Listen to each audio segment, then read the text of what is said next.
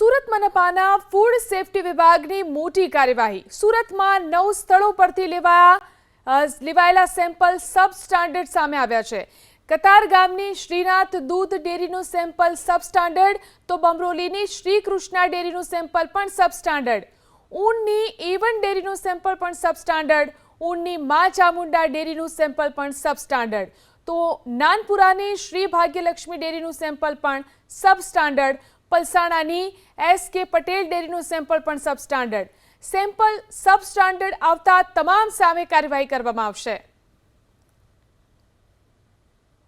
મહાનગરપાલિકા વિસ્તારના ફૂડ વિભાગ દ્વારા સુરત મહાનગરપાલિકા વિસ્તારમાં દૂધની બનાવટોનું ઉત્પાદન, વેચાણ અને સંગ્રહ કરતી અલગ અલગ સંસ્થાઓની તપાસણી કરી તેમાંથી શંકાસ્પદ નમૂનાઓ લઈ અને પૃથ્થકરણ લેબોરેટરી ખાતે મોકલવાની સૂચના આપવામાં આવેલ, જે પૈકી કુલ 9 નમૂનાઓ સબ સ્ટાન્ડર્ડ જાહેર થયેલ છે। સિદ્ધિ આઈસ્ક્રીમમાંથી એક કાજુ દ્રાક્ષ આઈસ્ક્રીમનો નમૂનો, શ્રીનાથ દૂધ dairy, Shri Krishna dairy, A1 dairy, Maa Chamunda dairy, Shri Bhagyalakshmi dairy, SK Patel dairy, એક ભેંસના તબેલામાંથી સેમ્પલ લેવામાં આવેલું, જે પણ સબ સ્ટાન્ડર્ડ જાહેર થયેલ છે અને રાજ્ય દૂધ મંડળીનું સેમ્પલ પણ સબ સ્ટાન્ડર્ડ જાહેર થયેલ છે।